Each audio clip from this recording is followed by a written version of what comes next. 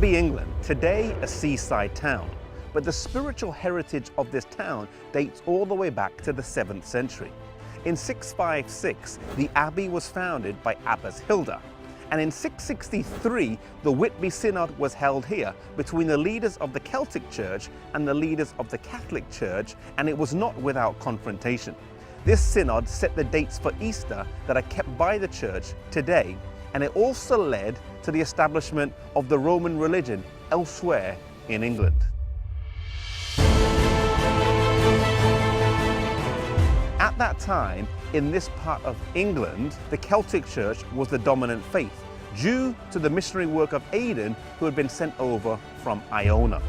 These people were Bible believers, they kept the Sabbath, and they did not recognize the papacy as ruler in spiritual affairs.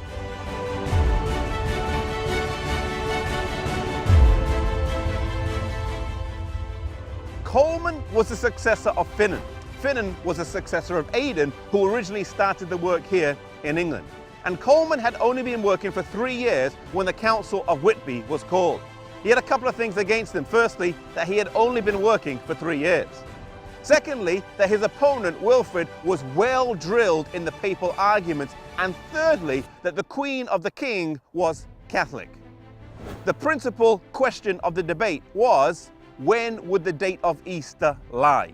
Now, Wilfrid had spent 4 years before this in Rome, where he was well studied, and he wanted to come back here to Northumbria, determined to bring the Celtic Church into subjugation.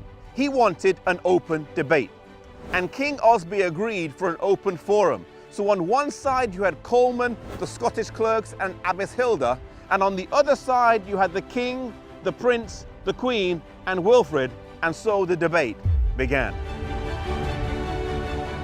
Coleman skillfully answered the questions in regards to Easter, but Wilfrid brought the debate around to the issue of Peter's authority and eventually succeeded in convincing the king of his arguments.